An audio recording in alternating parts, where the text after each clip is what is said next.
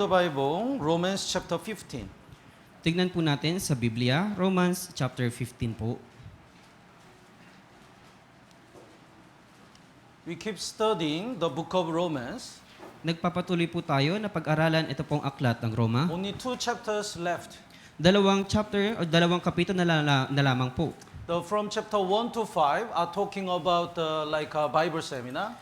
Ito pong chapter 1 hanggang 5 ay pinapatungkulan ang tungkol sa Bible Seminar. All people are sinners. That's why only by the faith we get salvation. Lahat ng mga tao ay makasalanan, kaya sa pamagitan ng pananampalataya, tayo ay maliligtas. And chapter 6 to 6, 7, 8 are talking about how to overcome our sinful nature after salvation. Kaya sa chapter 6, 7, and 8, ito naman po ay tungkol sa kung paano mapagtatagumpayan yung ating likas sa We pagkamakasalanan. cannot overcome the world and the sinful nature by our own strength, but by the power from the church. Hindi natin mapagtatagumpayan yung ating likas sa pagkamakasalanan at yung mundo sa pamagitan ng ating sariling kakayahan, kundi sa pamagitan ng kapangyarihan ng banal na Espiritu. And 9, 10, 11 are talking about the relation between Gentiles and Jewish people. At ito pong chapter 9, 10, and 11, ito po ay tumutukoy sa relasyon sa pagitan ng mga Hudyo at ang mga Hintil. So even though the Jewish people don't get salvation now, they will get salvation during the 7 years tribulation. Kahit ang mga Hudyo ay hindi pa malaligtas sa panahon na to, kundi sa pamagitan po ng 7 taong kapigitian, sila po ay And maliligtas. chapter 12 says we have to present our body as a living sacrifice. At sa Kapitulo 12 ay tumutukoy sa kung paano dapat ialay natin yung ating katawan bilang handog na buhay. Then chapter 13 is talking about how to live as a Christian in the world. At sa chapter 13 ay tumutukoy sa kung paano tayo dapat mamuhay dito po sa mundo. And chapter 14 and 15 are talking about how to live in the church. At sa chapter 14 at 15, kung paano tayo dapat mamuhay dito po sa loob ng iglesia. The important thing is the verse 1. Ang importante po dito ay ang versikulo 1. Chapter 14 verse 1 first. Receive one who is weak in the faith, but not to dispute over doubtful things. Kaya sa kapitulo 1, kapitulo 14, versikulo 1, sabi po dito, ngunit ang mahina sa pananampalataya ay tanggapin ninyo hindi upang mag-away tungkol sa mga kuro-kuro. And chapter 15 verse 1. Basahin po natin ng sabay-sabay. 3, 2, 1. Kaya tayong malalakas ay nararapat magtiis sa kahinaan ng mahihina at hindi upang magbigay lugod sa ating mga sarili. Yes. Bible says, in the church, the most important part is we have to receive one another. Sabi po sa Biblia, ang pinakamahalagang bagay ay dapat tanggapin yung bawat isa sa In atin. order to be united, we must not dispute others. Para magkaisa yung bawat isa sa atin, dapat wag maliitin yung bawat isa. If we judge others, that's the best way to break our unity. Kung huhusgahan natin yung bawat isa, ito po yung paraan para tayo'y masira yung ating pagkakaisa. So there are many, in chapter 14, are talking about the many reasons why we must not judge others. Kaya sa Kapitulo 14, pinapatungkulan na maraming mga dahilan kung bakit hindi dapat natin hatulan yung bawat isa. And chapter 15, it continued to explain the reason why we must not judge others. At sa Kapitulo 15 ay tumutukoy o nagpapatuloy sa kwentong dapat hindi natin hatulan yung bawat kapatid. Jesus received the Gentiles, whether people are Gentiles or Jewish, Jesus received all of them, all sinners. Kaya tinanggap po ni Hesukristo maging ang hentil at ang mga Hudyo. Kaya lahat po ng mga makasalanan ay tinanggap po niya. Just like Jesus, we also have to receive one another in the church. Kaya gaya po ni Hesukristo, dapat tanggapin po natin yung bawat isa po sa atin sa loob ng iglesia. So in order to follow the will of God, in the church, we have to take care of each other. Kaya para masunod yung kalooban po ng Diyos sa loob ng iglesia, kailangan nating alagaan yung bawat isa. So verse 14, chapter 15, verse 14, would you read? At ako naman, sa aking sarili ay naniniwalang lubos tungkol sa inyo, mga kapatid ko, na kayo man ay punong-puno ng kabutihan, pinuspos ng lahat ng kaalaman, na may kakayahang magturo sa isa't isa. Admonish one another. We have to give the advice, or we have to have the fellowship with together based on the Bible. Sabi po dito, na may kakayahang magturo sa isa't isa. Kailangan po nating himukin yung bawat isa po sa atin na magkaroon ng pagtitipon sa pamagitan ng Biblia. And out of the church, what we have to do is to preach the gospel. At sa labas naman po ng iglesia, yung mga bagay na dapat nating gawin ay yung magpahayag ng Ebanghelyo. Verse 16, basahin po natin ng sabay-sabay. 3, 2, 1. Upang ako'y maging ministro ni Kristo Jesus sa mga hintil na naglilingkod sa banal na gawain sa Ebanghelyo ng Diyos, upang paghahandog ng mga hintil ay maging kalugod-lugod, yamang ito'y ginawang banal ng Espiritu Santo. So to preach the gospel, the most important thing is the power of the Holy Spirit. Kaya para maipahayag yung Ebanghelyo, yung pinakamahalagang bagay po, ito pong kapangyarihan ng kalakasan. So verse 19, in mighty signs and wonders by the power of the Spirit of God. Kaya sabi po sa versikulo 19, sa kapangyarihan ng mga tanda at ang mga kababalaghan sa kapangyarihan ng Espiritu ng Diyos. And in order to serve the church and to preach the gospel, we need the offering. Kaya para makapaglingkod tayo sa loob ng iglesia at makapangaral ng Ebanghelyo, kailangan din po natin ng paghahandog. So from verse 22 to the last, the Apostle Paul emphasized the importance of the offering. Kaya sa versikulo 22 hanggang 33, tinutukoy po dito ni Apostol Pablo yung tungkol po sa paghahandog. So the main message in chapter 15 is, as Jesus received all people, we have to receive one another. Kaya ang pinakapaksa dito po sa Kapitulo 15 ay kung paanong tinanggap ni Jesus ang lahat ay dapat tanggapin din po natin ang bawat isa. In the church, we have to serve each other. Kaya sa loob ng iglesia, kailangan nating maglingkod sa bawat isa. And out of the church, we have to preach the gospel together. At sa labas po ng iglesia, kailangan mangaral tayo ng Ebanghelyo na magkakasama. And for preaching the gospel, we need the power of Holy Spirit and offering. Kaya para makapagpangaral tayo ng Ebanghelyo, kailangan natin ng kapangyarihan ng Espiritu Santo at ng paghahandog. We need the power of Holy Spirit and offering. At kailangan po natin ng kapangyarihan ng Espiritu Santo at ng paghahandog. Yes. So this is the main message of the Romans chapter 15. Kaya ito po yung pinakapaksa ng ating Kapitulo 15. We're gonna study it one by one. Kaya pag-uusapan po natin isa-isa. The chapter 15, verse 1, again, Sa Kapitulo 15, versikulo 1 po, we then who are strong ought to bear with the scruples of the weak and not to please ourselves. kaya tayong malalakas ay nararapat magtiis sa kahinaan ng mahihina at hindi upang magbigay lugod sa ating mga sarili. So in the church there are strong faith. Some brothers are strong and some brothers are weak. Sa loob po ng iglesia, may ibang mga kapatid na lalaki na malalakas at may ibang mga kapatid na lalaking mahihina. But if the strong brother always judges the weak brother, they will be depressed and discouraged. Pero kung itong malalakas na mga brothers ay talagang laging hinahatulan ito pong mahihina, lagi silang malulumo at manlulupaypay. That's why the chapter 15 talk about the Jesus first. Kaya sa Kapitulo 15 ay pinapatungkulan muna ang tungkol kay Jesucristo. The verse 3, Sa for versikulo 3, even Christ did not please himself. sapagkat si Kristo man ay hindi nagbigay lugod sa kanyang sarili. Jesus Christ came to this world not to please himself, but to please all sinners. Kasi Jesucristo, siya ay pumunta rito hindi upang magbigay sa kanyang sarili, kundi upang magbigay lugod sa mga makasalanan. Please bookmark here and let's look at the Philippians chapter 2. Lagyan po natin ito ng tanda at punta po tayo sa Pilipos chapter 2. Philippians chapter 2 verse 6. Pilipos chapter 2 verse 6. Verse 5 and 6, would you read? Verse 5 po, magkaroon kayo sa inyo ng ganitong pag-iisip na kay Kristo Jesus din naman. Verse 6, na siya bagamat nasa anyo ng Diyos ay hindi niya itunuring na isang bagay na dapat panghawakan ang pagiging kapantay ng Diyos. Jesus is God himself. Yung Diyos po ay yung Panginoong Jesus, siya po yung Diyos mismo. But he decided to come to this world as a form of man. Pero siya po ay pumarito dito sa lupa bilang anyo ng tao. Do you want to be a cockroach?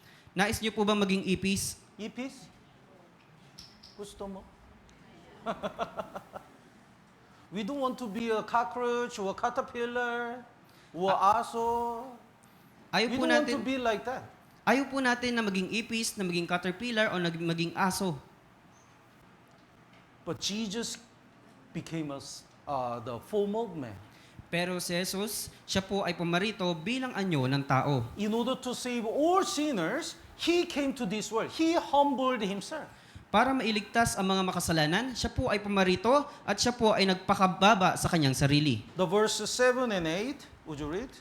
Verse 7 po, kundi hinubaran niya ang kanyang sarili at kinuha ang anyong alipin na naging katulad ng tao. Verse 8, at palibasay natagpuan sa anyo ng tao, siya'y nagpakababa sa kanyang sarili at naging masunurin hanggang sa kamatayan, maging sa kamatayan man sa krus. He came to this world as a full-mold man. That itself is already He humbled so much. Kaya pumarito siya dito po sa sanlibutan na nagkatawang tao, kaya ganun pong paraan ay naging magpagkumbaba po siya. But He was born in the carpenter John. He was a very poor. Kaya ipinanganak He po was born in the family of carpenter John, who is very poor. Kaya ipinanganak po siya sa pamamagitan po ng isang karpentero, isang mahirap na karpenterong si Juan. And when Jesus entered the Jerusalem, He rode the court. Kaya nung si Jesucristo po ay pumasok sa loob ng Jerusalem, pumunta po siya sa isang korte. The donkey. Siya po ay lumuso o siya po yung sumakay sa isang asno, Not the horse. hindi po Because kabayo, He humbled Himself. dahil ibinaba niya yung kanyang sarili. His things in this world was only cross. Kaya yung mga bagay na meron lamang siya, ito pong krus. When Jesus died on the cross, the Roman soldiers took His garment and all the clothes, and they shared.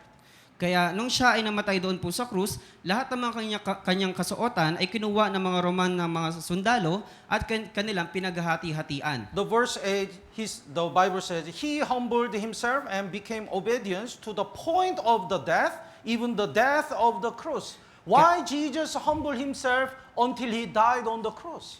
Kaya sa verse 8 po, siya'y nagpakababa sa kanyang sarili at naging masunurin hanggang sa kamatayan, maging sa kamatayan man sa krus. Bakit kaya siya nagpakababa at namatay doon po sa krus? Not to please Himself, but to please all people. Para hindi magbigay lugod sa kanyang sarili, kundi upang magbigay lugod sa mga tao. He didn't live even one moment to please Himself. Hindi po siya namuhay kahit sa isang pagkakataon na nagbigay lugod sa kanyang sarili. He spent all His life to please all sinners.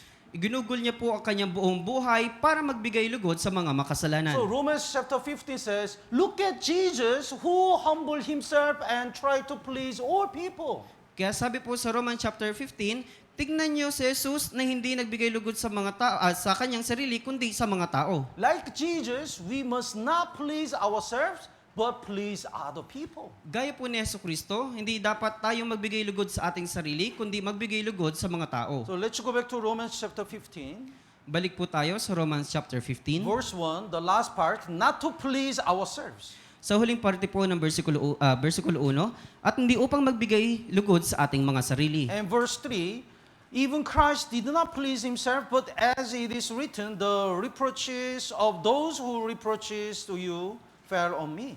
Sa verse 3 po, sapagkat si Kristo man ay hindi nagbigay lugod sa kanyang sarili, kundi gaya ng nasusulat, ang mga pag-aalipusta ng mga umaalipusta sa iyo ay nahulog sa akin. Verse 4, basahin po natin ng sabay-sabay. 3, 2, 1. Sapagkat ang anumang mga bagay na isunulat noong una ay isunulat upang tayo ay matuto, upang sa pamamagitan ng pagtsatsaga at sa pagpapasigla ng mga kasulatan ay magkaroon tayo ng pag-asa.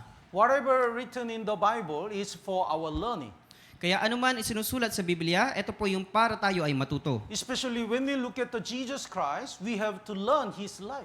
Kaya kung paano natin nakikita si Jesucristo, kailangan natin matuto mula sa kanyang buhay. Verse 5, the now may the God of patience of the comfort grant you to be like-minded toward one another according to Christ Jesus. Verse 5, ngayon, ipagkaloob nawa ng Diyos ng pagtitiis at kaaliwan na kayo ay magkaisa ng pag-iisip sa isa't isa ayon kay Kristo. God of patience and comfort. Kaya siya po yung Diyos na, na matiisin at siya po yung Diyos na maaliwin. How much did God and Jesus Christ wait for sinners? gaano po katagal yung Diyos at si Jesucristo na naghintay para sa mga tao. Whenever people betrayed God and Jesus, they wait for sinners to come back and get salvation. Kaya sa tuwing yung mga tao na talagang tinutulugsan nila yung Diyos at si Jesucristo, hinihintay pa rin nila na yung mga tao ay magsisi at maligtas. Like this, even though the brothers and sisters make a mistake, we have to wait for them until they are changing. Gaya po nito, kahit ang mga tao, naghihintay dapat tayo na yung mga kapatid natin sa iglesia ay kahit makagawa sila ng mga kasalanan, ay hintayin natin hanggang sila ay magbago. Even though they depart from the church, we have to wait until they come back. Kahit na sila ay lumayo sa iglesia, kailangan natin silang hintayin hanggang sa makapunumbalik sa iglesia. And God is God of comfort.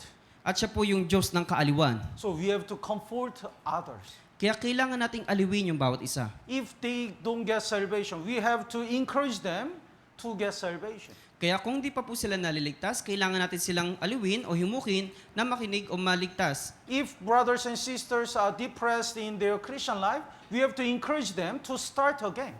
Kaya kung ang mga kapatid po ay nanlulumo, kailangan po natin silang himukin na magsimula ulit sa kanilang buhay Kristiyano. So like Jesus wait and comfort all sinners, we have to wait and comfort all brothers and sisters in the church. Gaya po ni Jesucristo na naghintay at nag-aliw sa mga makasalanan, gayon din po sa atin na dapat tayong maghintay at mag-aliw sa mga brothers and sisters. So like Jesus accept all sinners, we have to receive all brothers and sisters. Gaya po ng tinanggap ni Jesucristo lahat ng mga makasalanan, kailangan din po nating tanggapin ang bawat kapatid. The verse 7, basahin po natin ng sabay-sabay. 3, 2, 1. Kaya tanggapin ninyo ang isa't isa, gaya naman ni Kristo na tinanggap kayo sa ikaluluwalhati ng Diyos. Yes. So, at that time, Jewish people treat the Gentiles like animals. Kaya noong mga panahon na yon, ito pong mga Hudyo, iniisip nila yung mga hintil ay parang mga hayop. Even these days, the Orthodox, the pure Jewish people really despise the Gentiles. Kaya gaya po, kahit kung makita nyo po sa Orthodox, ito pong purong mga Hudyo, talagang tinutuligsan nila ito pong mga hintil. So they think the Gentiles don't have spirit. Kaya iniisip nila ito pong mga hintil ay wala pong espiritu. So they made this 3S industry very widely. Kaya gumawa po sila ng isang tatlong S, Very widely in the worldwide. They made Kaya- this industry worldwide. Kaya ginawa po nila itong industriya na talagang napakalawak sa buong mundo. Do you know the 3S? Alam niyo po yung Screen, 3S? Sports, and sex. Ito pong screen, sports, and sex.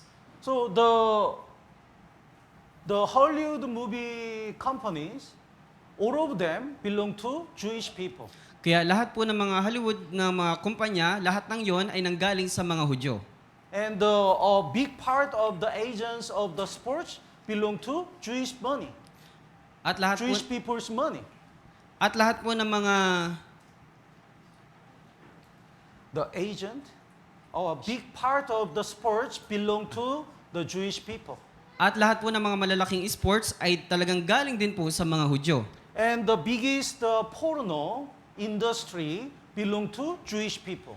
At yung mga malalaking porn industry ay galing din po sa mga Hudyo na mga tao. But Jewish people, they educate their children not to watch it movie.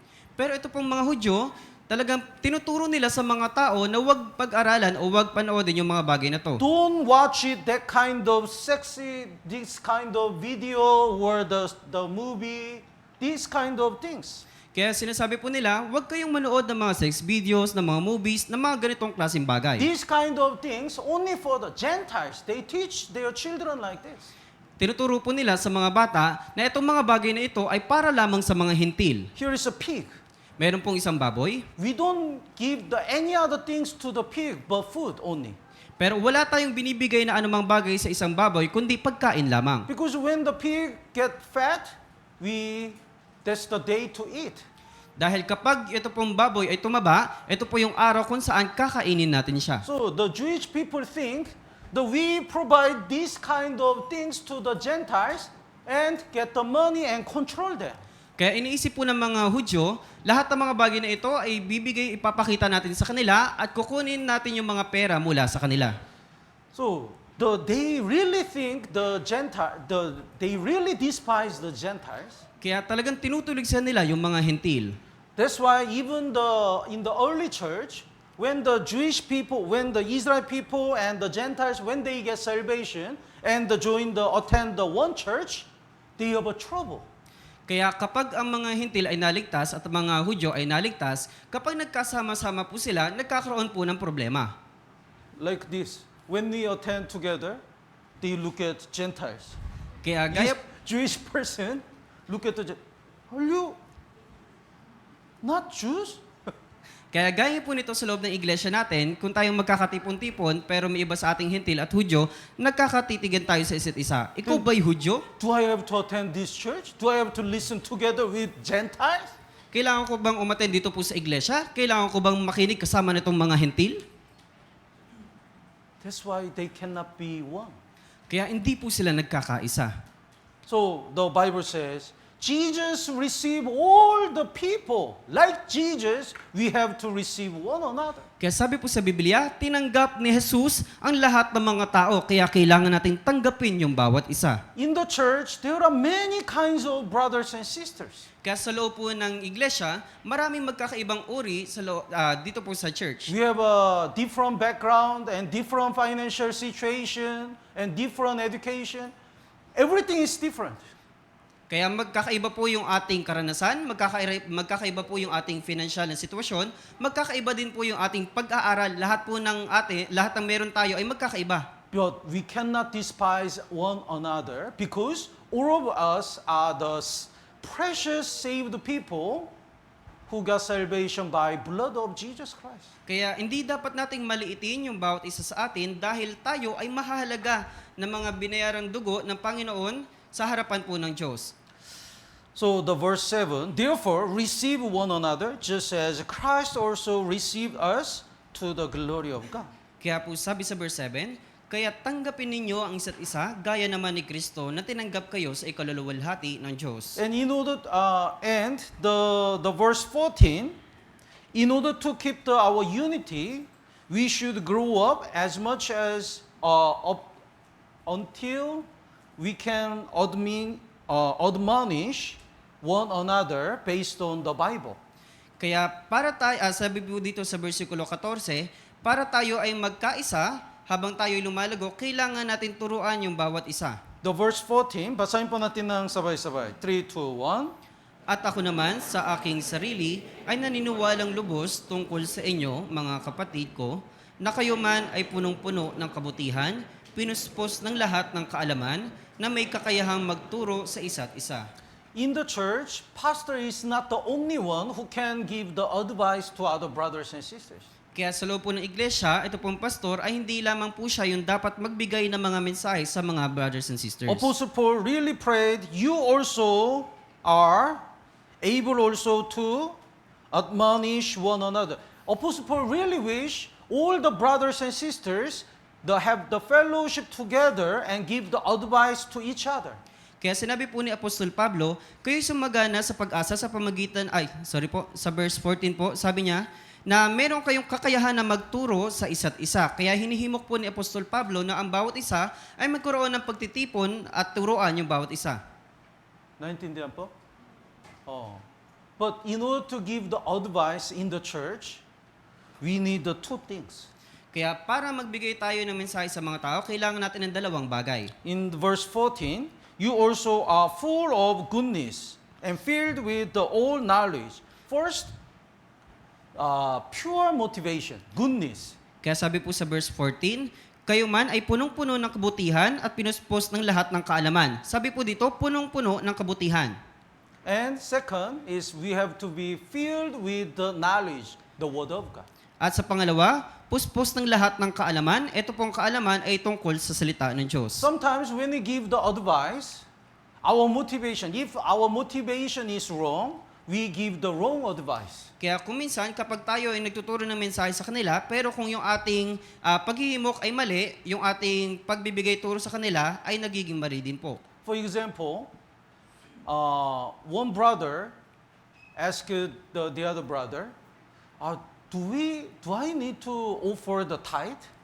Kaya halimbawa po, may isang kapatid, tinanong niya po yung isang brother. Sabi niya, kailangan ko bang magbigay ng ikapu? Then this brother also didn't want to offer the tithe.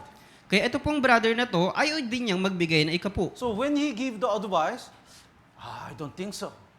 Kaya kapag siya ay nagbibigay ng mensahe, sinasabi po niya, hindi ko alam. Because his heart also he doesn't want to offer the tithe.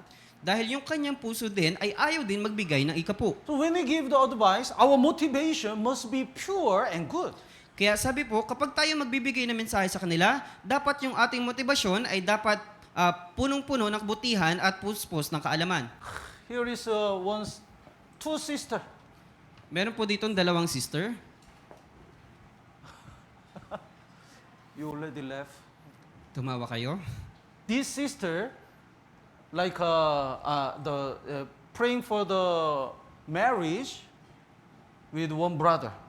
Kaya ito pong isang sister, pinagpipray niya po na magkaroon siya ng isang magandang pagpapakasal sa isang kapatid. So she opened up to this sister. Kaya ikinuwento niya po dito po sa isang sister, I'm praying for the marriage.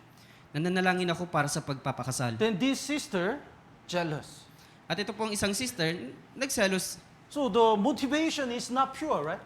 Kaya yung kanyang motibasyon ay hindi po puro. So she talk about many bad things about this brother.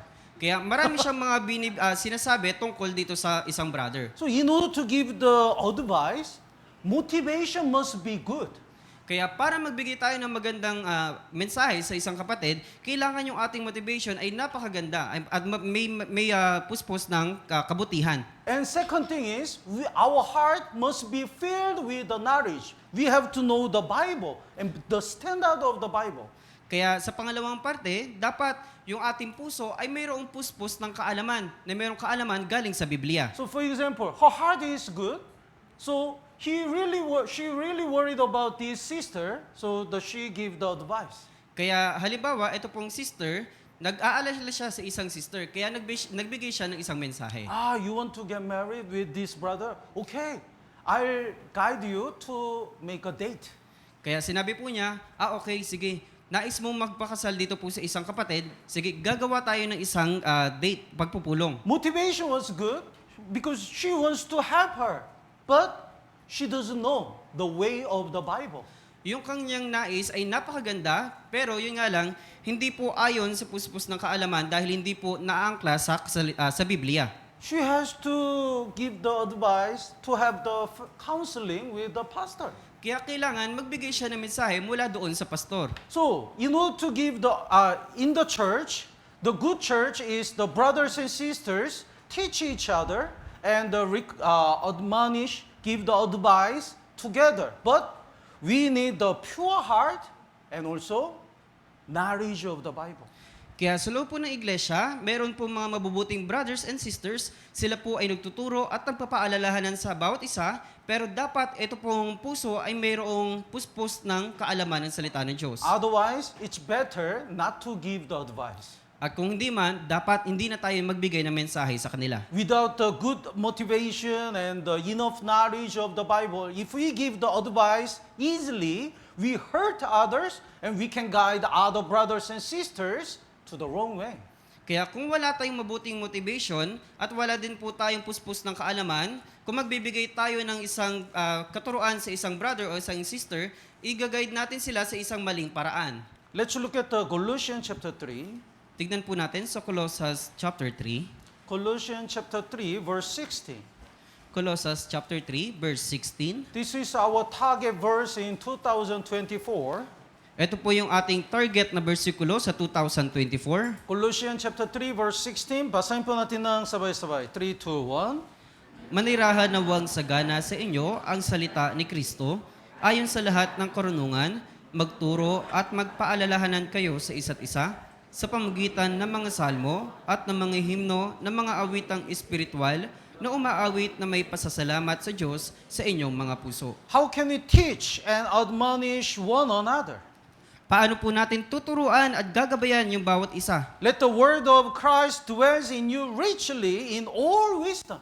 Sabi po, manirahang nawang sagana sa inyo ang salita ni Kristo ayon sa lahat ng karunungan. If we don't know the Bible, we just share our own experience and our own knowledge. Kaya kung di po natin alam yung tungkol sa Biblia, tayo po yung nagpapahayag lang alinsunod sa ating karanasan at sa ating sariling karunungan. Then we can make other people follow ourselves, not God. Kaya ginagawa po natin na yung mga taong na dapat sumunod sa atin sa halip na sa Diyos. So if we boldly give the advice, they used to ask me, then what should I do? And what should I do? They keep asking.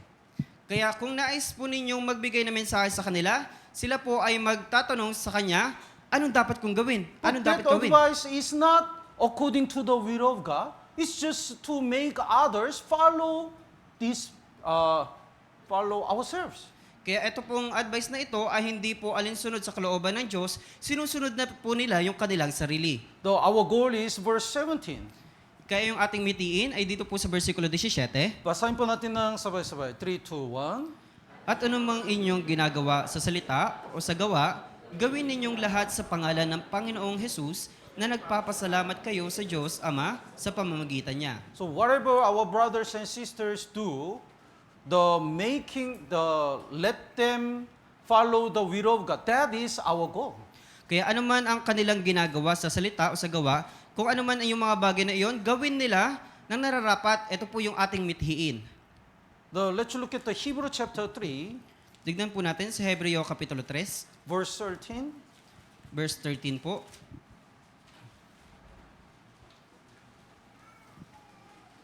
Hebrew chapter 3, verse 13. Basahin po natin ng sabay-sabay. 3, 2, 1. Ngunit magpayuhan kayo sa isa't isa araw-araw, habang ito ay tinatawag na ngayon upang walang sino man sa inyo ang mapagmatigasin ng pagiging madaya ng kasalanan. These days, temptation is getting stronger and stronger. Kaya sa panahon na to, yung pagtutukso, ito talagang nagiging matigas na matibay. The attack of the Satan is getting stronger and stronger. Kaya yung atake po ng Satan ang nagiging matibay. That's why, if we don't remind our heart through the word of God, through the advice of the brethren, our heart can be hardened. Kaya kung hindi po natin sasabihan yung ating puso sa pamagitan po ng advice ng mga kapatid, Our heart can be hardened. yung ating puso ay magiging matigas. That's why the Bible says, while it is called today, it means every day we have to admonish one another. Kaya sabi po na tinatawag na ngayon, ibig sabihin ay araw-araw dapat nating turuan ang bawat isa. Based on the Bible. Base po sa Biblia. Let's go back to Romans chapter 15. Tignan po natin, balik tayo sa Romans chapter 15. And out of the church, our goal is to preach the gospel. At sa labas naman po ng iglesia, ang ating layunin ay makapangaral ng ebanghelyo. So the verse 16, Verse Apostle 16 po. Paul emphasized preaching the gospel. Sa verse 16, in-emphasize po ni Apostol Pablo ang tungkol sa pangangaral ng ebanghelyo. Verse 16, basahin po natin ng sabay-sabay. 3, 2, 1. Upang ako'y maging ministro ni Kristo Jesus sa mga hintil na naglilingkod sa banal na gawain sa ebanghelyo ng Diyos, upang ang paghahandog ng mga hintil ay maging kalugod-lugod, yamang ito'y ginawang banal ng Espiritu Santo. So Apostle Paul is the preacher for Gentiles. Kaya si Apostol Pablo, siya po yung ministro doon po sa mga hintil. Then he says, the offering of the Gentiles might be acceptable and sanctified by the Holy Spirit. Kaya sabi po niya, upang ang paghahandog ng mga hintil ay maging kalugod-lugod, yamang ito'y ginawang banal ng Espiritu Santo. The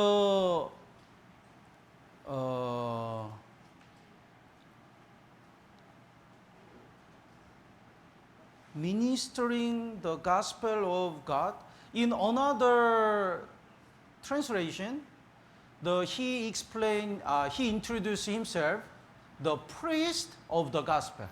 Kaya sa kabilang salin, dito po sa ministro na Kristo Jesus sa mga hintil, sa ibang salin po dito, ang katawagan ay siya po yung pari. So what is the role of priest in the Old Testament? Ano po ba yung tungkulin ng isang pari sa lumang tipan? God is holy and people are sinners. Yung Diyos, siya po yung banal at yung mga tao ay makasalanan. And through the priest, the sinners can be forgiven by God. At sa pamamagitan po ng mga pari, sa pamamagitan po ng mga pari, yung mga makasalanan ay mapapatawad ng Diyos. And when the priest offer the offering, sacrifice, that the aroma please God. Kapag ang pari ay naghandog ng mga handog pang-alay, eto pong samyo ay talagang naibibigay sa Diyos. So God describes that is the sweet aroma. Kasi sinasabi po ng Diyos na ito pong ay mabuting samyo. So how can we please God? Kaya paano tayo magbibigay lugod sa Diyos? When we invite other people and if they get salvation, that is the most pleasing God. Kaya kapag tayo ay nakapag-imbita ng mga tao at sila po ay naligtas, ito po yung pagbibigay lugod sa Diyos. So the offering is the Gentiles. It means when they get salvation, they really please God. Kaya ibig sabihin po ng paghandog sa mga hintil, sila po ay nagbibigay lugod sa Diyos. And in order to preach the gospel, the most important thing, the needed thing is the power of Holy Spirit. Kaya sa pamamagitan po ng pangangaral ng Ebanghelyo, ang pinakamahalagang bagay po ay yung kapangyarihan na banal na Espiritu. The verse 17 and 18, would you read? Sa verse 17 po, kay Kristo Jesus, kung magkagayon ay magkaroon kang akong dahilan upang ipagmalaki ang tungkol sa aking gawain para sa Diyos. Verse 18, sapagkat hindi ako mangangahas magsalita ng anumang bagay maliban sa mga ginawa ni Kristo sa pamagitan ko upang sumunod ang mga hintil sa salita at sa gawa. And verse 19, the first part, in the mighty signs and wonders by the power of Spirit of God. Kaya sa unang parte po ng verse 19, sa kapangyarihan ng mga tanda at mga kababalaghan sa kapangyarihan ng Espiritu ng Diyos. So Apostle Paul really know without the help of Holy Spirit, he cannot save anyone. Kaya alam po ni Apostol Pablo na kung wala pong tulong ng banal na Espiritu, wala pong maliligtas. Let's look at John chapter 15. Tignan po natin sa Aklat ng Juan, Kapitulo 15. John chapter 15, verse 26. John chapter 15, verse 26 po. Jesus said, when the helper comes, this helper indicates the Holy Spirit.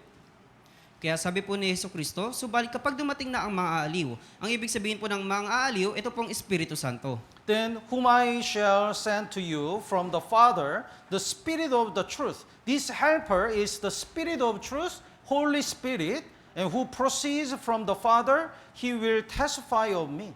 Na aking susuguin sa inyo mula sa Ama, ang Espiritu ng katotohanan na mula sa Ama, siya ang magpapatotoo tungkol sa akin. He will testify of me. The work of Holy Spirit is, when the people listen the gospel, the Holy Spirit help them to realize what Jesus had done for us. Kaya dito po sa kabilang banda, na sinabi po, siya ang magpapatotoo tungkol sa akin. Ibig sabihin, kapag kumilos po ang banal na Espiritu, kapag sila ay nakapangaral ng Ebanghelyo, sila po ay makakaunawa. Chapter 16, verse 7. Chapter 16 po, verse 7. Would you read? Gayunmay, sinasabi ko sa inyo ang katotohanan. Makakabuti sa inyo na ako'y umalis sapagkat kung hindi ako aalis, ang maaaliw ay hindi darating sa inyo. Ngunit kung ako'y umalis, siya'y susuguin ko sa inyo. Jesus said, if I don't depart, I cannot send the helper, Holy Spirit. Kaya sabi po ni Jesucristo, sapagkat kung hindi ako aalis, ang mga aaliw ay hindi darating sa inyo. It means, it's called the Trinity, God the Father, Ito po ang tinatawag na Holy Trinity, yung una, Diyos Ama, God the Son, God the Holy Spirit, God the Spirit. Diyos Anak at Diyos Espiritu Santo. Before Jesus came, the God the Father prepared everything for Jesus to come to this world. Kaya dito po sa Lumang Tipan, kaya yung Diyos, nagbigay na po siya ng napakamaraming bagay para po ihanda si Jesus. That's why this time is called the time of the God the Father. Kaya ito pong panahon na to, ito po yung panahon na tinatawag na Diyos Ama. When the God the Father finished all the preparation, God the Son came to this world and achieved the salvation. Kaya kapag naihanda na po ng Diyos Ama ang lahat ng mga bagay, darating na po ang Diyos Anak upang maligtas ang mga ligaw na kaluluwa. So this time was the time of God the Son. Kaya ito pong panahon na to, ito po yung panahon ng Diyos Anak. When Jesus raised from the death and arose to the heaven, as Jesus promised, in the Pentecost day, Holy Spirit came to this world. Kapag si Jesus ay nabuhay na muli at umakyat sa langit, nagkaroon siya ng pangako na yung mang-aaliw ng Espiritu Santo ay darating po sa kanila. So until this time, the Holy Spirit sometimes dwells in the God's people and prophets, but after he finished the work, he left. Kaya sa panahon po ng Lumang Tipan, ang Holy Spirit ay dumarating po sa mga propeta, pero pagkatapos ng kanilang mga gawain, sila po ay iniiwan. But since the Pentecost day, after Jesus arose to the heaven, the Holy Spirit came. Since the Holy Spirit came to this world, and He dwells in the saved people and never leave. Kaya pagkatapos po ng Pentecostes, darating na po yung Holy Spirit at sila po ay maninirahan ng kasama ng mga banal. So this time, our time is the time of the Holy Spirit. Kaya ito pong panahon natin ngayon, ito pong panahon ng banal na Espiritu. Holy Spirit is dwelling in us. Kaya yung banal na Espiritu ang naninirahan po sa atin. Wherever we go, He follows us and helps us. Kaya kung saan tayo pupunta, sila po ay susunod sa atin at tutulungan po tayo. He helps us to realize the Bible. Tutulungan po tayo na maunawaan ang Biblia. He helps us to overcome the sinful nature. Tutulungan po tayo na mapagtagumpayan ito pong likas na He pagkamakasalanan. helps us to save the other people. Tutulungan po tayo na maligtas yung mga ibang tao. So Holy Spirit is a helper. Kaya yung Holy Spirit, ito pong banal na Espiritu, siya po yung katulong natin. Then this Holy Spirit, His work is to let people realize what Jesus had done for us. Kaya ito po ang banal na Espiritu ang tumutulong sa atin at kumikilos kung paanong maunawaan natin kung ano yung gawain ni Jesucristo. So the verse 8, John chapter 16 verse 8, Kaya sa John chapter 16 verse 8 po, when He has come, He indicates Holy Spirit, at pagdating niya, ito pong niya ay kumakatawan sa Espiritu. and He will convict the world of sin and of the righteousness and of judgment. Kanyang susumbatan ang sanlibutan tungkol sa kasalanan, sa katwiran at sa kahatulan. So, Holy Spirit help us to realize that what is the sin and the righteousness and judgment. Kaya yung Holy Spirit, yung tumutulong po sa atin kung ano yung kasalanan, kung ano yung katwiran at kung ano yung kahatulan. The verse 9, let's read it together, 3, 2, 1. Tungkol sa kasalanan, sapagkat hindi sila sumasampalataya sa akin. What is the sin? Ano yung kasalanan? All our sins were already forgiven by the blood of Jesus Christ. Lahat po ng mga kasalanan ay napatawad na sa pamagitan ng dugo ni Jesus. But only sin to go to hell is not believing what Jesus had done for us. Pero yung bukod tanging kasalanan na mapupunta sa impyerno, ito pong hindi pananampalataya sa Panginoon. How can we realize this sin? Paano nila mauunawaan itong kasalanan? By the help of Holy Spirit. Sa pamagitan po ng tulong ng banal na Espiritu. If to the unsaved people, if we ask what is the sin, they said, if we steal and hid and commit adultery, that's the sin. Kaya sinasabi po ng mga hindi ligtas na mga tao, yung kasalanan, ito po ay pagnanakaw, pag-aalipusta, pagpatay, ito po yung kasalanan. They never realized the last sin is not believing only. Hindi nila nauunawaan, yung huling kasalanan ay yung hindi pagsampalataya. Then verse 9, Sa verse 9 po, the verse 10, of the righteousness because I go to my Father and you see me no more. sabi po sa verse 10, tungkol sa katwiran, sapagkat ako'y pupunta sa Ama at hindi ninyo ako What is makikita. the righteousness? Ano po yung katwiran? If you ask to the unsaved people, they may say, I attend the church, offer the money, and I sacrifice a lot. That is my righteousness. Kaya kung sasabihin niyo po ito sa mga hindi ligtas, sasabihin po nila, ako po ay umaattend ng iglesia, nagbibigay ng ikapu o ng handog, at ayun po yung mga bagay na aking ginagawa, nagsasakripisyo ako. But we know through our own work, our own righteousness, we cannot go to heaven. Pero alam po natin na hindi sa pamagitan ng ating sariling katuwiran, hindi po tayo mapupunta sa langit. We cannot keep all the law.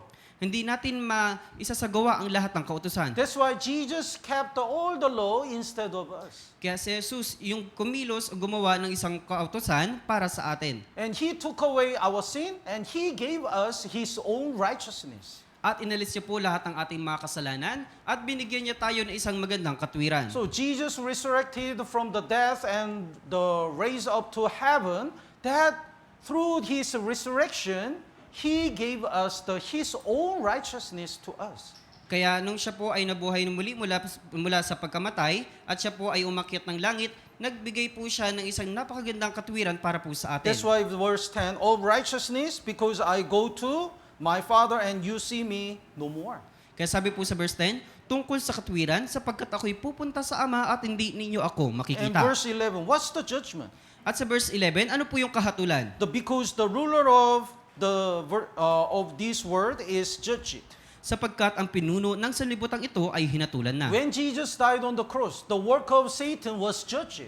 Kaya nung si Jesucristo ay namatay doon po sa krus, ang yung mga gawa ni Satanas ay nahatulan. That's why we will not be judged anymore, and the death cannot, we doesn't belong to the power of the Satan and death. Kaya yung ating kahatulan ay hindi na po maisasagawa at yung ating kamatayan ay hindi na po So the power of the Satan was judged when Jesus died on the cross. kaya yung kapangyarihan po ni Satanas ay mahahatulan kapag si Jesucristo ay namatay doon po sa krus. So how can we realize these all things? Kaya paano natin maunawaan ang lahat ng mga bagay na ito? By the Holy Spirit. Sa pamamagitan ng banal na Espiritu. That's why when we preach the gospel, we have to pray. Kaya sa tuwing mangangaral tayo ng Ebanghelyo, kailangan nating manalangin. We cannot save anyone by our own knowledge, by our own strength. Hindi tayo makapagliligtas ng sinuman sa pamamagitan ng ating sariling karunungan at sariling kakayahan. That's why the Colossians chapter 4, Kaya punta po tayo, Kolosas Kapitulo 4. let's look at the Colossians chapter 4, verse 2. Kapitulo 4 ng Kolosas, versikulo 2 po. Apostle Paul really emphasized the importance of prayer. Kaya si Apostol Pablo, talagang pinapakita niya sa mga tao kung ano po yung kahalagahan ng panalangin. Continue honestly in prayer, being vigilant in it with thanksgiving. Sa verse 2, magpatuloy kayo sa pananalangin at kayo'y magbantay na may pagpapasalamat. It's easy to pray once. Madali pong manalangin ng isang beses. It's easy to pray without any heart. Madali pong manalangin ng wala pong puso. But it's very difficult to pray until the end. Continue to pray. Pero napakahirap po na magpatuloy sa pananalangin hanggang sa katapusan. It's hard to pray honestly with all our heart. Kaya sabi po niya na manalangin sa buong puso, na manalangin sa puso na mayroong buong pagtsatsaga. But Bible says, continue honestly in prayer. We have to continue to pray until the end with all our heart. Kaya sabi po dito, magpatuloy kayo sa pananalangin. Ibig sabihin, magpatuloy sa pananalangin na buong puso hanggang sa kamatayan. For what? Para saan? For saving losers. Para sa mga ligaw na kaluluwa. The verse 3, basahin po natin ng sabay-sabay. 3, 2, 1. At idalangin din ninyo kami na buksan ng Diyos para sa amin ang pinto para sa salita, upang ang aming maipahayag ang hiwaga ni Kristo na dahil din dito ako'y nakagapos. Yes. The door, if the door is closed, we cannot go in. Kaya kung yung pinto ay nakasarado, hindi po tayo makakapasok. So there is some barangay, and we have many barangays and many area, many province, and the door is locked. Kaya napakarami pong mga barangay, napakarami pong mga lugar, pero yung isang pintuan ay nakasarado. The people's heart is door that is locked. Kaya yung puso po ng tao ay isang pinto, pero ito ay nakasara. Then how can we open that door and preach the gospel? Pero paano natin mabubuksan ito pong pintuan at paano tayo makakapangaral ng Ebanghelyo? Without the help of Holy Spirit, it's not possible. Kaya kung walang kapangyarihan ng Espiritu Santo, hindi po ito magiging posible. That's why Bible strongly recommend we have to pray for Holy Spirit to open that door and preach the gospel. Kaya inuutos po ng Biblia na kailangan manalangin tayo sa Espiritu na buksan yung kanilang mga puso. I have no doubt all of us diligently invite the people for Kaya- Bible seminar. Kaya wala po akong pag-aalinlangan na kayo po may sigasig para po sa pangangaral ng Ebanghelyo, para po sa Bible As Seminar. much as we diligently invite people, we have to pray. Kaya kapag tayo nagsisikap ng pagkapangaral ang Ebanghelyo, kailangan tayo manalangin. Whenever we face on the Bible seminar, we have to pray. Kaya kung haharap tayo sa Bible Seminar, kailangan nating manalangin. When we plan to go to the mission trip, we have to pray. Kaya kung meron tayong planong pumunta sa mission trip, kailangan din nating manalangin. Lord, please open the door to preach the gospel. Panginoon, pakiusap, buksan ninyo yung pintuan para makapangaral ng Ebanghelyo. Without your help, nobody can get salvation. Kung wala po ang inyong tulong, wala pong maliligtas. Whenever I conduct a Bible seminar, I pray a lot. Kaya sa tuwing ako po ay mangangaral ng Ebanghelyo, talagang ako'y nananalangin ng higit. Because think about this. How many times did I conduct a Bible seminar? Kaya pag-isipan niyo po ito, ilang beses po tayo nagkakaroon ng Bible Seminar? From Korea until now, I conduct so many times.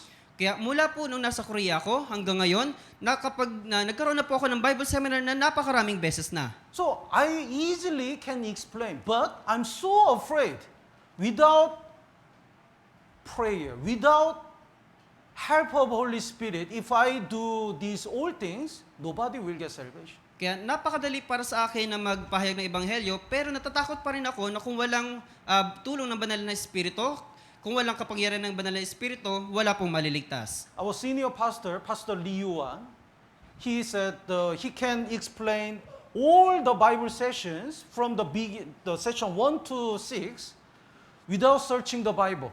Kaya ito pong pastor po natin, si Pastor Johan Ri, kapag siya po ay nagpe-preach ng session 1 hanggang 6, kaya niyo pong mag-preach nang wala pong ginagamit ng He Biblia. memorized all the verses, he can explain.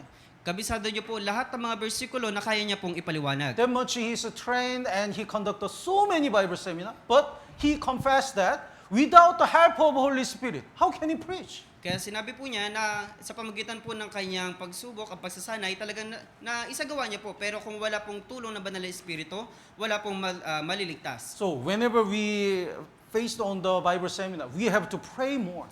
Kaya sa tuwing haharap tayo sa Bible Seminar, kailangan nating higit na manalangin. And let's go back to Romans chapter 15. Balik po tayo sa Romans chapter 15. So without the help of Holy Spirit, nobody gets salvation. That's why we have to pray more, and that's why we cannot boast anything. Kaya sa tuwing magkakaroon tayo ng Bible Seminar, wala tayong mga bagay na dapat pang ipagmalaki at kailangan nating manalangin pa. So the verse 17 and 18 and 19, Apostle Paul says, I'll not dare to speak of any of those things which Christ has not accomplished through me. Through me, if anything is done, cannot dare speak. Kaya sabi po sa versikulo 17, 18 at 19, mula po dito, kung magkagayon ay mayroon akong dahilan upang maipagmalaki ang tungkol sa aking gawain para sa Diyos, sapagkat hindi ako mangangahas magsalita na anumang bagay. So, because everyone gets salvation by the Holy Spirit. Dahil lahat po ay naligtas sa pamamagitan po ng banal na Espiritu. So when we share the testimony, sometimes we boast ourselves. Kapag tayo po ay nangangaral ng Ebanghelyo, kung minsan tayo po ay nagmamalaki. I invite like this. I got an idea. That's why I did like this. So, see, he gets salvation. Kaya sinasabi po nila sa testimony nila, nag-invite ako ng marami, nagkaroon ako ng ideya na ganito. Sinasabi po nila lahat ng mga bagay na to. But Apostle Paul says, I boast not myself, but only the work of Holy Spirit. Kaya sabi po ni Apostol Pablo, hindi ako nagmamalaki sa aking sarili, kundi sa banal na Espiritu. And in order to preach the gospel, we need the help of Holy Spirit, and at the same time, we need the offering. Sa pamamagitan po ng pagpapahayag ng Ebanghelyo, kailangan po natin ng tulong na banal na Espiritu at kailangan din po natin ng paghahandog. So from verse 22, Kaya sa verse 22 po, 22 to 24, would you read? Ito ang dahilan kaya't madalas akong naghahadlangan sa pagpunta sa inyo. Verse 23, subalit ngayon, yamang ako'y wala ng lugar para sa gawain sa mga lupaing ito, at yamang matagal ko nang nais ng pumunta sa inyo, inaasahan kong makikita ko kayong sa pamagitan sa aking paglalakbay patungo sa Espanya, at ako'y tutulungan ninyo patungo doon. Pagkatapos, makasama kayo na may kasiyahan ng kaunting panahon. So when the Apostle Paul sent this epistle, the book of Romans, he was in the Antioch. Kaya nung si Apostol Pablo, nung siya po ay nagsugot ng mga mangangaral, siya po ay nasa Antioquia. Antioch and Rome, and there is a Savannah, that is Spain. Kaya dito po sa Antioquia, sa Romans, at dito po sa Sabana, ito po yung Espanya. So he wants to visit the Rome first and have a fellowship, and he says, I hope to see you on my journey, and to be helped on my way there by you. Kaya ninanais niya po na unang pumunta sa Roma upang magkaroon ng pagtitipon, at sinabi niya po sa versikulo 24, inaasahan kong makikita ko kayo sa aking paglalakbay patungo sa Espanya, at ako'y tutulungan ninyo patungo doon. Verse 24, it means, I hope you send me, you support me to be able to go to Spain. Kaya sabi po sa versikulo 24, inaasahan kong kayong susuportahan ninyo ako patungong Espanya. When I read this verse, it really touched my heart. Kaya nung nabasa ko po itong versikulo, talagang nahimok yung aking puso. It looks so beautiful. Parang napakaganda. Why? Bakit po? If the Apostle Paul's motivation is not only for preaching the gospel, he cannot ask this favor. Kaya kung si Apostol Pablo ay hindi po niya ginagawa ito para sa pagpapahayag ng ebanghelyo, hindi niya po ito magagawa. I want to tour in Spain. I want to try the food of the Spain, and I want to see that spot, hot spot. So please send me. If his motivation is like this, how can he ask this help? Kaya kung ang nais lamang po ni Apostol Pablo ay pumunta doon sa Espanya para sa pagkain, para makita yung hot spa, paano siya matutulungan? But his only goal is preaching the gospel. Pero yung kanyang mithiin ay makapangaral ng ebanghelyo. He didn't want to please himself. Hindi po siya nagbibigay lugod sa kanyang sarili. There are so many lost souls in Spain, so I need your help. Maraming mga ligaw na kaluluwa dito po sa Espanya, kaya kailangan ko ng tulong ninyo. That's why he boldly asked, I hope you send me, you support me to preach the gospel up to Spain. Kaya matapang niya pong sinasabi na umaasa akong susuportahan ninyo ako at tutulungan niyo po ako sa paglalakbay patungong Espanya. And at the same time, he really believed the brothers and sisters in Rome Church, they are willing to support Apostle Paul. Kaya naniniwala din po siya na ito pong Roman Church o Iglesia ng Roma ay talagang may pagnanais na tulungan po siya. That is really beautiful. Ito po ay napakaganda. If you read the second Corinthians, let's look at the second Corinthians. Tignan po natin sa ikalawang Korinto. Second Corinthians chapter 11, Ikalawang Korinto, Kapitulo 11, verse 9. versikulo 9.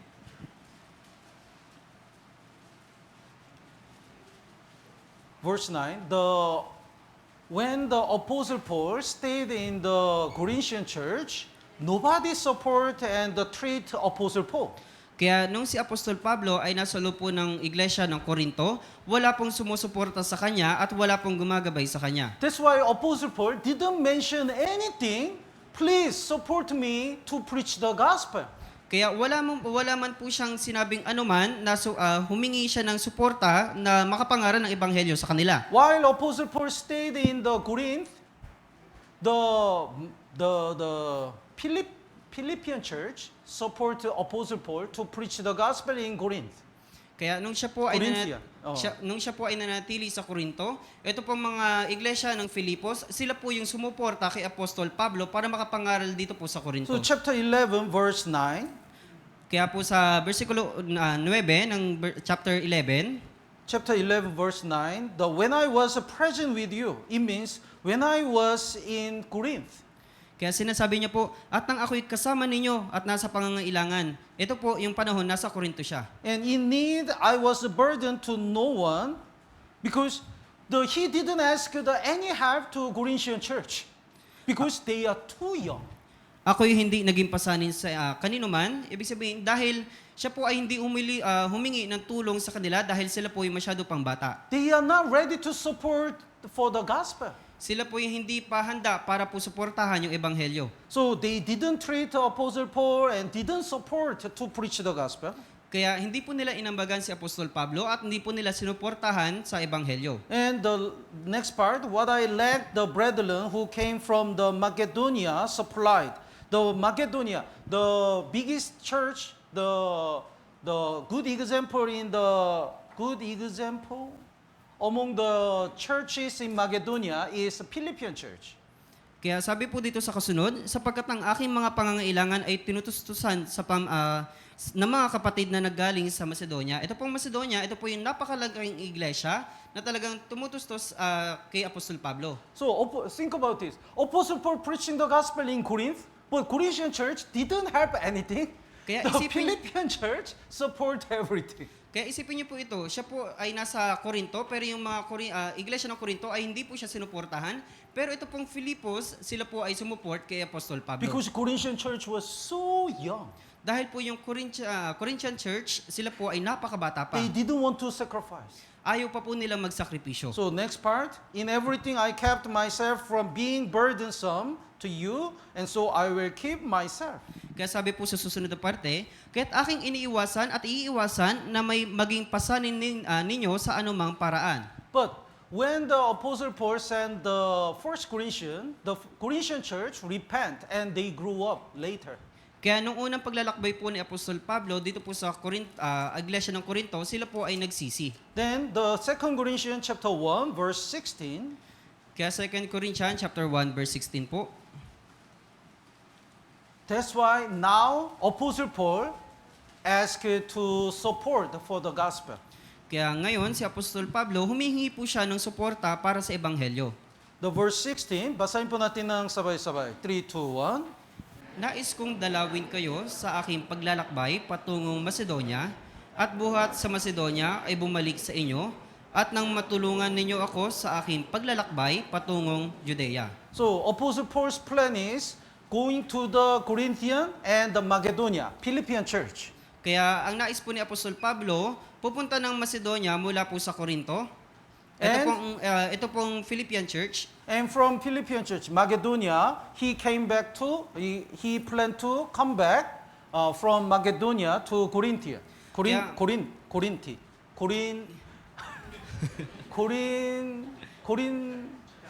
What do you call? Corinto. Corinto. Kaya mula po dito sa Macedonia, ito pong Philippus Church, babalik po ulit siya dito po sa iglesia ng Corinto. And he wished the Corinthian church help him to go to Judea. At ngayon, ninanais niya na po na ang iglesia ng Corinto ay tutulungan po siya patungong Judea. So, Apostle Paul now consider the Corinthian church, they really little bit grow up as much as they can support for the gospel. Kaya ngayon, si Apostol Pablo, iniasahan niya na po ito pong iglesia ng Corinto na talagang malugo na sila sa pananampalataya na humingi ng suporta sa paglalakbay patungong Judea. So, Apostle Paul asked the support to the Roman church, send me Spain. Because his motivation is only for the church and the gospel. Kaya si Apostol Pablo noon, siya po ay humingi ng tulong sa Roma na maghingi ng suporta patungong paglalakbay sa Espanya. And he really believed the Roman church is ready to support, ready to sacrifice for the gospel. Kaya naniniwala din po siya na ito pong iglesia ng Roma, ay susuportahan po siya sapagkat sila'y malalago na sa pananampalataya. I have some brothers in Korea like this. Meron po akong isang kapatid sa Korea, katulad po nito. So when I ask you a favor, support, I'm not shy. Kaya kapag humingi po ako ng tulong sa kanya, ng isang suporta, hindi po ako nahihiya. The next month, I'll visit Korea. Sa susunod na buwan, magbibisita ako sa Korea. I already called these brothers. Tinawagan ko na po ito pong brother. Do you have a laptop? Meron ka po bang laptop? We need a laptop. Kailangan namin ng laptop. please support us. Pakiusap, suportahan mo kami. I'm not shy because that laptop is not for me. Hindi ako nahiya dahil ito pong laptop ay hindi naman para sa akin. To conduct a cell group Bible seminar and to train the more brothers as a counselor, we need a laptop. Kundi upang magkaroon ng cell group Bible seminar at upang mai-train o masanay ito pong brothers and brothers sa mga counselor, kailangan namin ng laptop. And these brothers never misunderstand me. Kaya ito pong kapatid na to, hindi niya po ako, talagang nauunawaan niya po ako. That's why I boldly ask the help. Kaya matapang akong humihingi ng tulong. And they said, yes, I'm gonna prepare. Kaya sinasabi po niya, oo, nakapaghanda na ako. So what if we have this fellowship? What if our fellowship is like this? Paano- Only for the gospel, and only for the gospel, if we are ready to sacrifice, our fellowship will be different. Kaya paano kung yung isang pagtitipon po natin ay ganito, na handa na po tayo sa pangangaral ng Ebanghelyo at handa na po tayo sa pagsasakripisyo. Let's go back to Romans chapter 15, Balik po tayo sa Romans chapter 15, verse 25.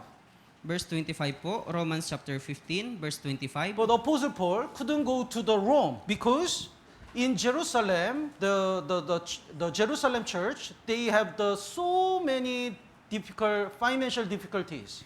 Si Apostol Pablo, hindi po siya makabalik sa Roma dahil dito po sa Jerusalem, marami pong mga problemang financial. That's why other Gentile churches gathered the offering to support the Jerusalem church. Kaya ito pong mga hentil na mga iglesia, sila po ay sumuporta para po matuloy si Apostol So Pablo. Apostle Paul says, I have to go back to Jerusalem first. Kaya sinabi po ni Apostol Pablo, kailangan kong bumalik sa Jerusalem. The verse 24, but now I'm going to Jerusalem to minister to the saints. Kaya sabi po sa versikulo 24, ako'y patungong Jerusalem upang maglingkod sa mga banal. The verse 26, for it pleased those from Macedonia and Achaia to make a certain contribution. Sabi, Among Macedonia, the representative church is Philippian church, and in Achaia, the representative church is Corinthian church.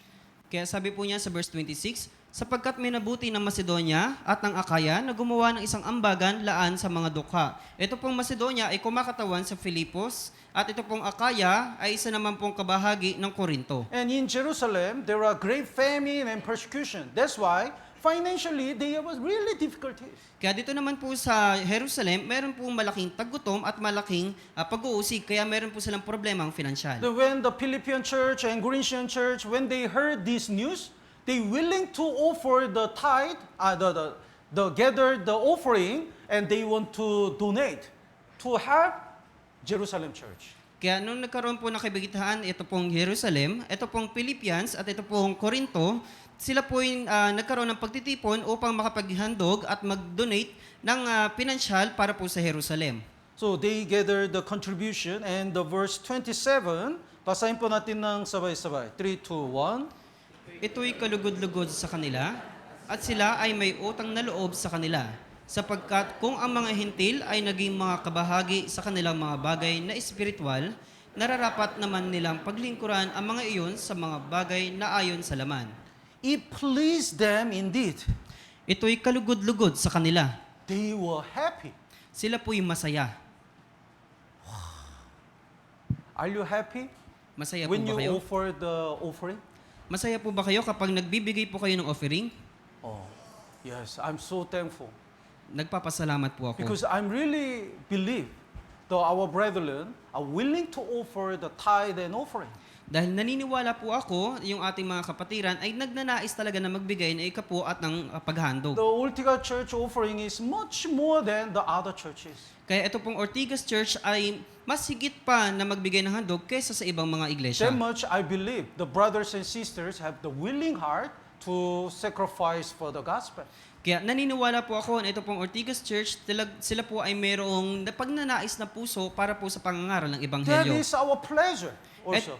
Ito po yung ating If God doesn't give us this money, how can we return this money to preach the gospel? kaya kung bibigyan tayo ng pera ng Diyos paano natin isusukli ito pong pera sa pamagitan ng ebanghelyo? That's why whenever we offer the tithe and offering, that is our great honor and pleasure. Kaya sa tuwing magbibigay tayo ng ikapu at ng paghahandog, ito po yung kalugod-lugod sa atin. At that time, in order to go to the Spain, it means in order to preach the gospel, Apostle Paul need the offering. Kaya para si Apostol Pablo ay makapunta sa Espanya at makapangaral, kailangan po niya ng paghandog. And in order to help the Jerusalem church, in order to serve the church, he needs offering. Kaya para matulungan din po ito pong iglesia ng Jerusalem, kailangan din po nila ng paghandog ng ambagan. Gospel is free. Kaya ito pong ebanghelyo ay talagang libre. But in order to deliver this free gospel, we need the offering. Pero para maipahayag ito pong libreng ebanghelyo, kailangan po natin ng suporta ng pera. And the brothers and sisters who are willing to join the work of God, they are happily join this work.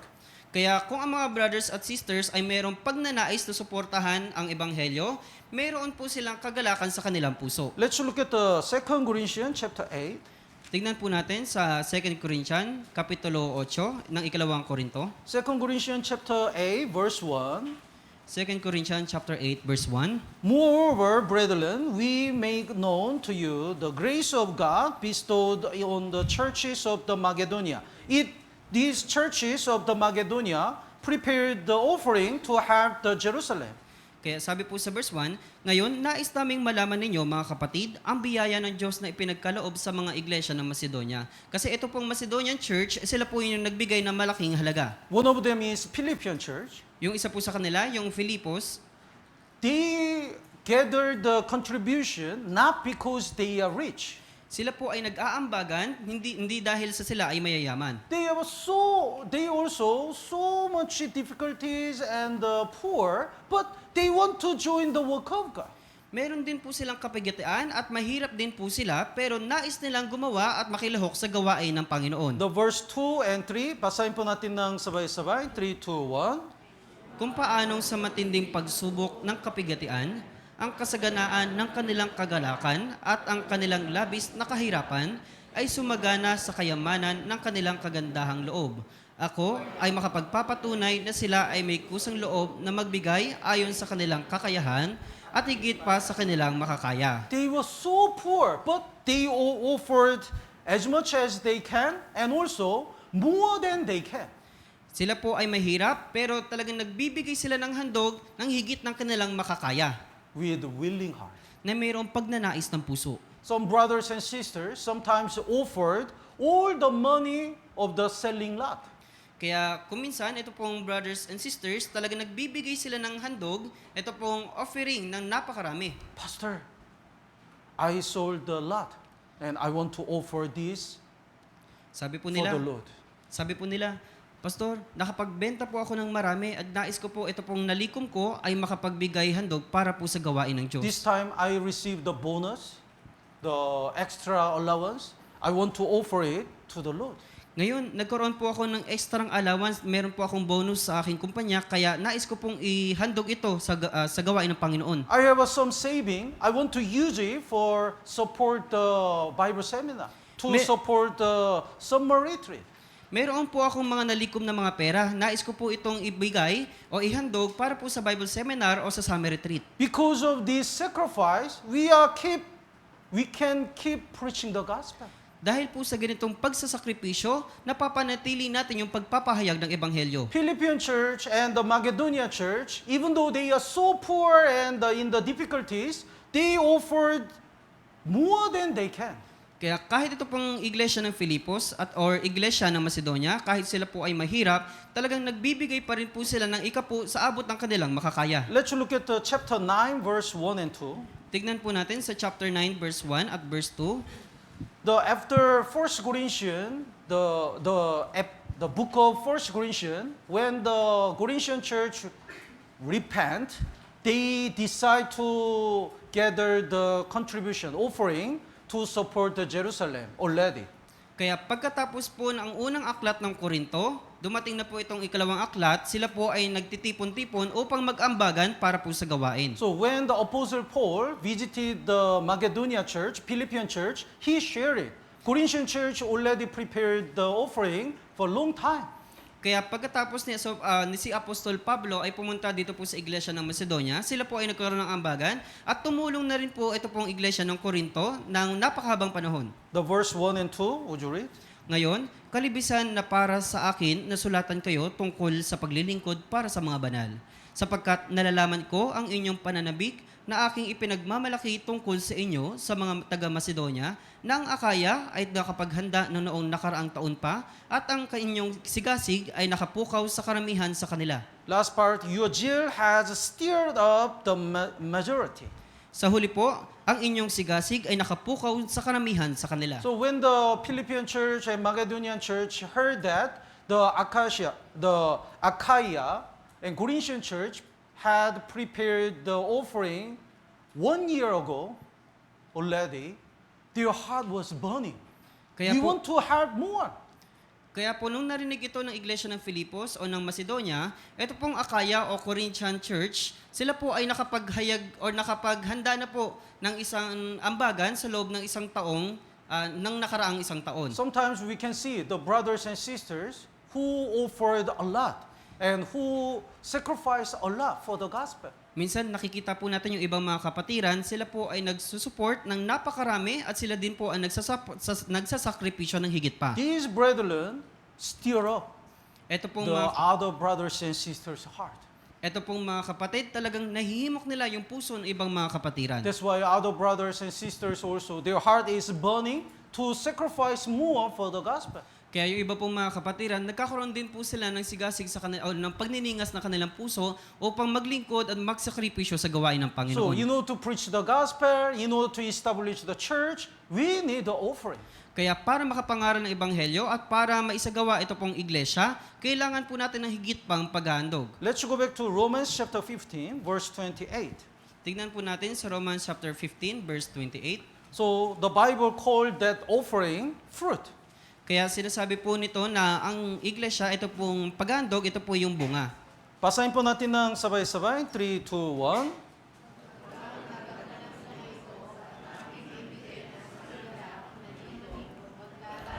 Daraan ako sa inyo sa patungong Espanya. Yes. This fruit indicates their offering. Kaya ito pong bunga, ito pong kumakatawan sa isang paghandog. So we have so many places to preach the gospel. Kaya marami pa pong mga lugar ang kailangan pang maipahayag yung ebanghelyo. And during the summer retreat, we will have so many invitees. Kaya sa summer retreat ay marami po tayong mga invitees. So that's why every Friday and Saturday, the brothers and sisters prepare the food and selling. Kaya kapag sa tuwing Biyernes at Sabado, yung ating mga kapatid ay naghahanda ng mga pagkain para makapagbenta. God will remember this sacrifice. Aalalahanin po ng Diyos ito pong mga sakripisyo po nila. Some brothers and sisters are willing to offer the tithe and offering because they want to join the work of God. Yung ibang mga kapatiran, nais po talaga nila makapaghandog ng mga offering at mga ikapu dahil gusto nilang makilahok sa gawain ng Diyos. So in Romans chapter 15, the message is we must not judge others. Kaya sa Romans chapter 15, ito pong mensahe ay huwag hatulan yung iba. Like Jesus received all people, we have to receive one another. Gaya po ni Jesucristo tinanggap ang mga tao, tayo din po na dapat tanggapin ang iba. In the church, we have to give the advice based on the pure motivation and the Bible. Kaya sa iglesia naman po ay kailangan makapagbigay tayo ng isang napakagandang mensahe base po sa ating puspusang kaalaman at merong mabuting pagpapasya. And to preach the gospel, we need the help of Holy Spirit. At sa pamamagitan po ng pagpapahayag ng Ebanghelyo, kailangan po natin ng kapangyarihan ng Espiritu Santo. Also offering. Isa pa po yung isang paghahandog. So if you don't have the envelope of the tithe and offering, please make today. Pero kaya kung wala po kayong envelope para po sa tithe or sa offering, pakiusap, pwede na po kayong gumawa. Everyone can join. Lahat po ng mga kapatid ay maaaring makilahok. Amount is the second matter. Kaya yung halaga po ng pera ay ito pong pangalawang problema na lamang po. No matter how much, we have to join the work of God by offering. Kahit magkano man po yung maibigay natin para po sa para po makilahok sa gawain ng Diyos. Tama po ba? Let's pray together. Tayo po'y manalangin.